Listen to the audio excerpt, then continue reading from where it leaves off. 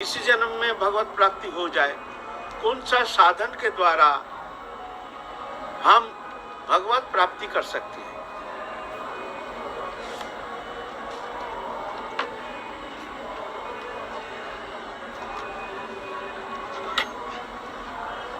असली में क्या है, प्राप्ति क्या है? ठाकुर जी से हमारा संबंध नित्य संबंध, अविच्छेद्य संबंध, अखंड संबंध, प्रियता के संबंध, सबसे निकटतम, सबसे प्रियतम ये संबंध है। हम माने या ना माने, हम अगर नहीं मानते हैं, भगवान को नहीं मानते हैं, या ये सत्य को हम नहीं मानते हैं, इसमें सत्य का कुछ फर्क नहीं पड़ता है।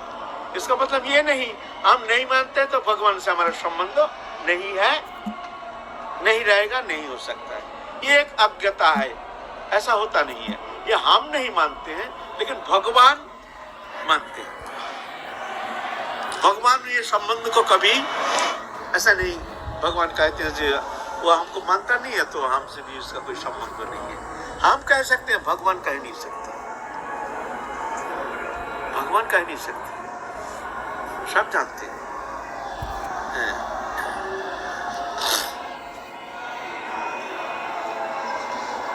तो ये संबंध बोध, ये बोध को जगाना है। ये बोध को जगाना इस भजन का प्राण केंद्र है। जब तक ये बोध जगता नहीं तब तक भजन ठीक ठीक नहीं होता है। और जब तक ये बोध हृदय में दृढ़ रूप से प्रत्यय नहीं होता है तब तक भजन में परिपक्वता आती नहीं, आना संभव नहीं। वो क्रियात्मक हो जाएगा, वो भजन क्रियात्मक हो जाएगा। लेकिन क्रियात्मक नहीं, पहले क्रिया फिर भावना। भावना जगत में प्रवेश करने के लिए, अंतर जगत में प्रवेश करने के लिए क्रिया होती है। क्रिया क्यों करते हैं? हम इंद्रिय के द्वारा जो भी कर्म करते हैं उसका असर पड़ता है मन के ऊपर। इंद्रिय के द्वारा जो भी कर्म करते हैं उसका क्रिया होती है ना, प्रतिक्रिया होती है, वो मन के ऊपर असर पड़ता है। तो इसीलिए हम लोग पहले भजन क्रिया साधन कहते हैं। एक तो साधन, एक है भजन। साधन किसको कहते हैं? साधा माने प्रैक्टिस। प्रैक्टिस माने हमारे एक बहिर्मुख वृत्ति, बहिर्मुख इंद्रिय वृत्ति और अंतर्मुखी हमारा अंतःकरण के जो विषय है, मन बुद्धि चित्त अहंकार, ये है अंतर्मुखी अंतर्वृत्ति।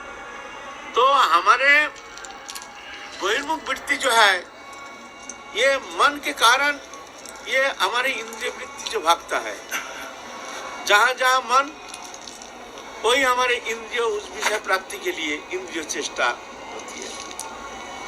तो कहते हैं पहले साधन। साधन माने प्रैक्टिस। हमारे बहिर्मुख इंद्रिय जो है, पास कर्मेंद्रिय, पास ज्ञानेंद्रिय, चक्षु कर्ण नासिका जीवा तक हस्त पद बाग पायु उपस्थ, ये 10 इंद्रियों। बोलता पहले इंद्रिय संयम करने का चेष्टा, मन भागने दो, तुम्हारा इंद्रिय ना भागे, कम से कम इतना पहले कोशिश करो। यह है बहिर्मुख इंद्रिय वृत्ति, इसको संयम करो। मन तो हमारे कंट्रोल में है नहीं, चेष्टा करके भी मन को हम संयम करने में समर्थ हो जाते हैं। चेष्टा करके भी हम मन को भगवत चरण में संलग्न करने में समर्थ हो जाते हैं। कोई चेष्टा काम नहीं होता है, मन भाग जाता है। थोड़ा सा भी समय बैठते हैं भजन करने के लिए, फिर मन भाग भाग के कहां से कहां चला जाता है। कारण क्या है? कारण हमारा मन का जो पूर्व संस्कार है, मन का जो लगाव है, बहिर्मुख वस्तु से लगाव होने का कारण बार बार भाग करके बहिर्मुख वृत्ति में जा करके संलग्न हो जाता है। ये एक मन का स्वभाव है ना। तो कहते हैं ठीक है, मन के प्रति तुम्हारा कंट्रोल नहीं है तो मन को भागने दो। जब तुम्हारा कंट्रोल में नहीं है, खबरदार इंद्रिय के द्वारा विषय की तरफ तुम इंद्रियों को छोड़ नहीं देना, उसको संयमित करके रखना। हमारा देखने का बहिर्मुख विषय को देखने का मन कर रहा है, नहीं हम नहीं देखेंगे। भोग्य पदार्थ तो खाने का मन कर रहा है, जो खाने से हमारा नुकसान पहुंचेगा, ठीक है, मन तो भग रहा है लेकिन हम खाएंगे नहीं। कान के द्वारा दुनिया के रंग तमाशे सुनने का मन करता है तो नहीं, हम सुनेंगे नहीं। यह है बहिर्मुख वृत्ति जो है उसको संयमन के लिए इंद्रिय के ऊपर अपना दबाव बढ़ाना, इसको कहते साधन। साधा माने प्रैक्टिस। पहले तुम बहिर्मुख इंद्रियों को संयम करने के लिए कोशिश करो। मन तुम्हारा भागता है, भागने दो। जब संयमन करने का तुम्हारा अंदर वो शक्ति है नहीं तो उसको भागने दो। लेकिन खबरदार इंद्रियों के द्वारा विषय ग्रहण नहीं करना, प्रतिज्ञा करना इंद्रियों के द्वारा, हम इंद्रियों के द्वारा विषय को स्वीकार नहीं करेंगे। हमारा सामने मिठाई रखा है, खाने से हमारा शुगर बढ़ जाएगा, लेकिन ना, प्रतिज्ञा हम हाथ के द्वारा उसको उठाएंगे नहीं, मुंह में डालेंगे नहीं, बस। तो विषय ग्रहण से हम बच जाएंगे, है ना। तो पाम के द्वारा हमको कहीं जाना है, नहीं, हम जाएंगे नहीं, इत्यादि इत्यादि प्रक्रिया के द्वारा बहिर्मुख इंद्रिय के ऊपर पहले संयम करने के लिए जो साधन चेष्टा, उसको कहते साधन, साधना। और भजन है अंतःकरण वृत्ति। भगवत चरण में मन को संलग्न करने का जो चेष्टा प्रक्रिया, उसको कहते हैं अंतःकरण वृत्ति। तो मन को संयमन करने के लिए तुमको क्या करना चाहिए ना, उसके लिए बहुत संग में रहना, साधु संग में रहना, साधु संग करना, ध्यान धारणा, उपासना, जप तप स्तप स्तुति वंदना आदि करना, साधन चेष्टा, एकांत में बैठ करके जप करने का चेष्टा, साधु संग में रहना, ग्रंथ अध्ययन, श्रीमद् भागवत आदि ग्रंथ अध्ययन, चैतन्य चरितामृत आदि ग्रंथों का अध्ययन करने का चेष्टा, ये साधन चेष्टा। तो साधन है हमारे इंद्रिय वृत्ति को संयमन करने का चेष्टा, इसको कहते हैं साधन। और भजन कहते हैं गुरु प्रदत्त नाम जप तप आदि जो भजन विषय जो उपदेश करते हैं गुरु, उसको कहते हैं भजन।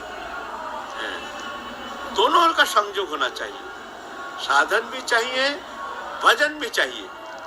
सिर्फ भजन से होगा नहीं, भजन करने का चेष्टा करते हैं लेकिन हमारे इंद्रिय संयमित नहीं है, बहिर्मुख वृत्ति में आकृष्ट होकर बार बार भागता है, तो बहिर्मुख विषय ग्रहण करोगे तो मन विषय उन्मुखी हो जाएगा।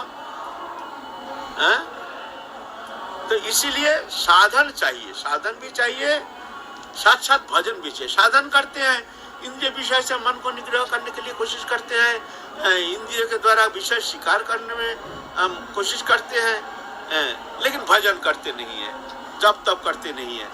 तो ऐसा भी नहीं होगा, साधन भी चाहिए, भजन भी चाहिए, जुगपथ चाहिए, जुगपथ चलना चाहिए।